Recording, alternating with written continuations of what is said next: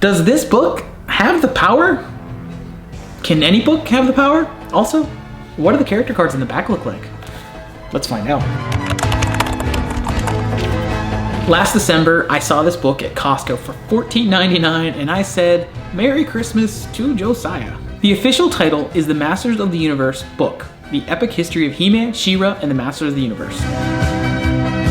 It's from DK Books, which focuses on books that appeal to adults but are really written to be accessible to kids. Although the cover is simple, I think it's cool because it shows things in an almost timeline format.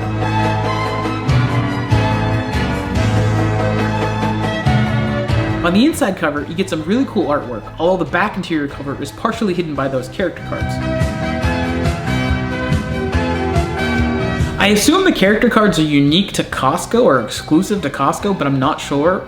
And by the way, we'll take a look at those in the end, so either fast forward or wait until the end. This edition is dated 2022, and it does note that the first edition came out in 2021. It makes great use of chronological timelines throughout and has a solid character list and a source list in the index. This book is a great overall view of the character, although that's kind of the problem as it keeps things a bit superficial because it covers a lot of ground in the history in a simple way. It seems geared towards the younger audience or a much more casual fan. I, for example, am not a casual fan, although I'm not like a super fan, and I'm not young. That said, it has bits of information I personally haven't seen elsewhere. Therefore, to me, this book has immense value, and maybe you could say it has the power. No, Daddy. No. I, as a somewhat informed He-Man fan, learned from this book. I really enjoyed how it covered the creation of He-Man.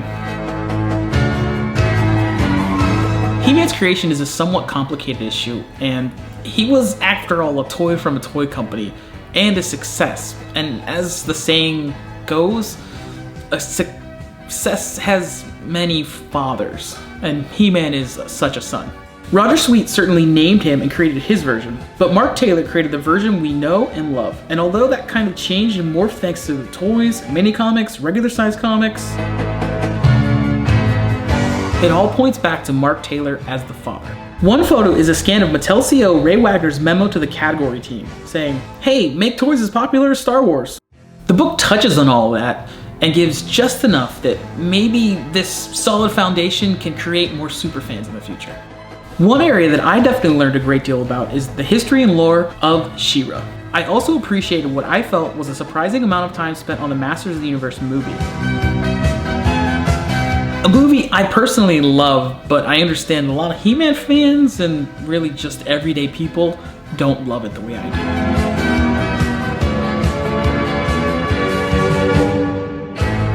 The book gives a great sense of what might have been, including Ralph McQuarrie, most famous for Star Wars, designs for the film. They were a bit less buff, but toy accurate. I personally would have liked as much time devoted to the new adventures of He-Man. But again, that probably puts me in a rare minority. Also, the book showed me that line was more extensive than I remember it being.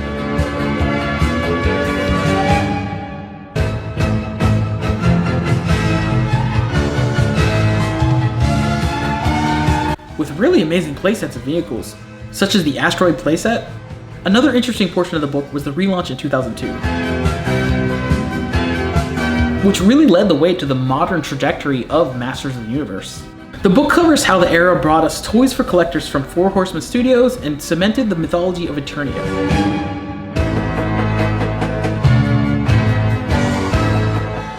The book covers Super 7's time with the line, then Origins, mostly focusing on the Origins art, which is brilliant. However, I would have loved a lot more on the Origins toys because I really think that those toys brought a lot of people back to the He-Man collecting fold, myself included. Now I had the power. Ah! It also gives a nice history of Revelation, including Kevin Smith's PowerCon 2019 announcement. I was at that PowerCon, in that room. I met Kevin Smith 5 minutes after that announcement. It really was a sort of a buzz in the air. There was a true energy going around that room. It was palpable. It truly was.